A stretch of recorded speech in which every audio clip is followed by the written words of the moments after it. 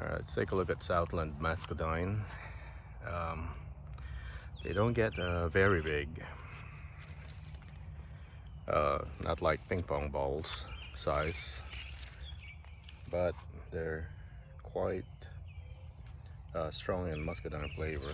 So these are one of Wayne's favorite.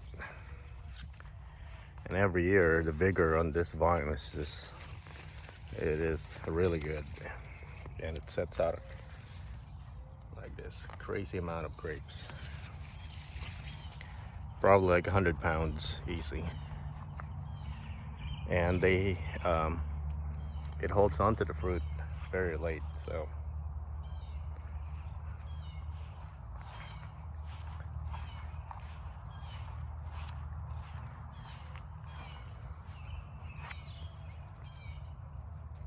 they're all baby fruits right now.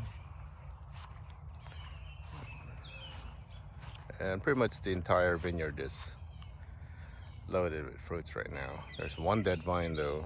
It's got winter damage. It's a jumbo cultivar. It's one that I wanted to replace anyway. So this one is noble. Not a whole lot of vigor on the vine, but it's setting out. Could be overcropping at this point. These are developed for wine, for red wine. They're great for jelly. If you want to eat them fresh, you gotta wait until they're fully ripe. Then they taste kind of like Concord grape or cotton candy, something weird, but good. Again, they're not meant for fresh eating, but you could if you wait for them until they're ripe. It's because the skin is it's for the red color for the wine. That's what it's optimized for. We have quite a few of these because the plan is to make wine on some of these, but I would say 80% of the 60 plus vines we have, it's for fresh eating. Like this entire row right here, this is late fry row almost. There's 4 in here, and this thing, they get huge, like ping pong size. The biggest one we have is probably Polk and Supreme. Yeah, this one is Supreme right here. So these guys are gonna get up to that size, each one. So there's gonna be a lot of stress on this wire. It'll sag.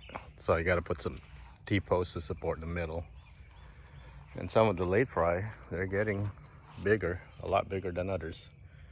The thing with muscadines, they're not, they don't all fully ripen at the same time. Probably Noble would be the closest one. So you get to harvest like 10 pounds a day, every day, sometimes on each vine. So late fry. Let's take a look at the other wine variety. It's Carless. This is for the white wine variety. This is also not meant for fresh eating, but if you wait for it to ripen, it's really good actually. But it's not designed for that. The skin is too thick, and we have varieties that are designed for that. So this is Black Fry, designed for fresh eating, and this is I would say this is third leaf. So this should be full crop on 90% of the vines now. Late fry.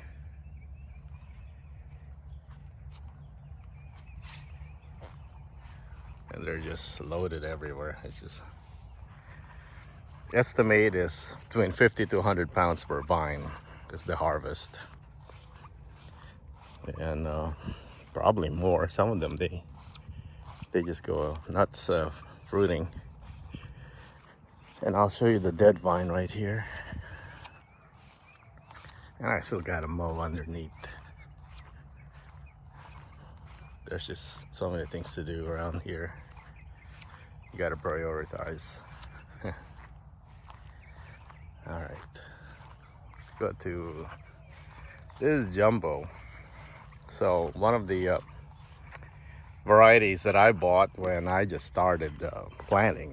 It's whatever's available. So it's okay, it's sweet, but it's not great. So I thought Gophers got it, but you can see the split right here. So all the winter damage, maybe I let it overcrop. It also split right here, and it never fully healed. So something was wrong with it.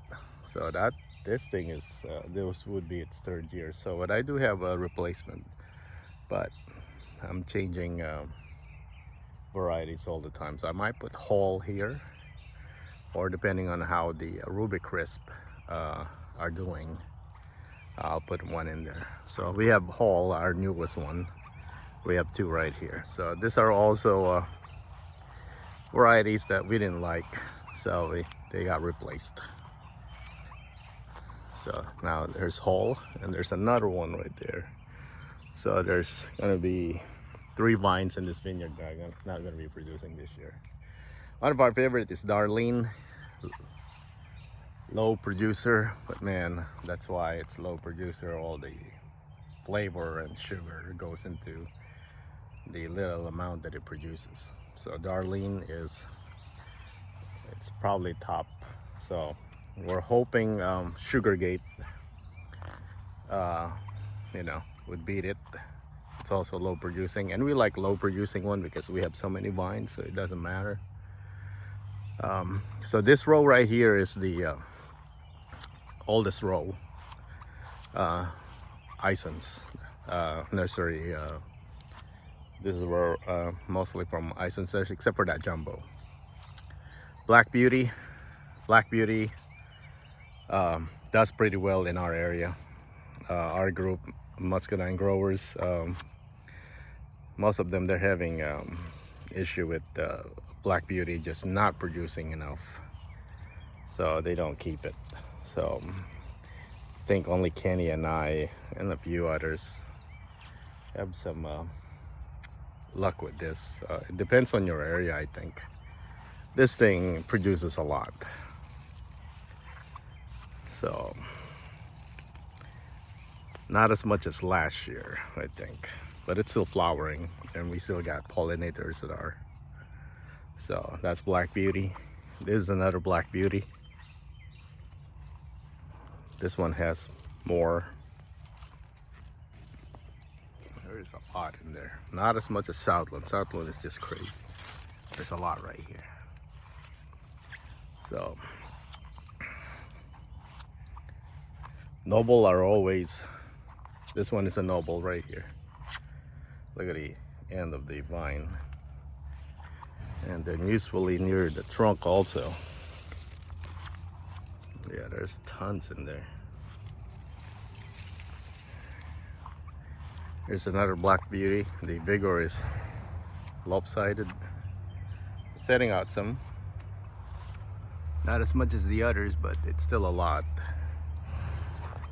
So, and you need balance when it comes to this. When they overcrop, you lose some of the flavor, and they just don't taste as good.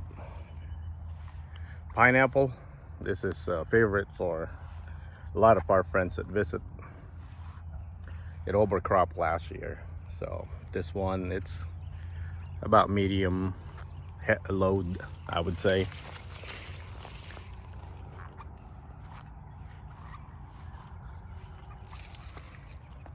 It's still tons, but not as much as last year, so which is good. So all that stuff will just go to flavor. All right, that's a quick Muscadine update.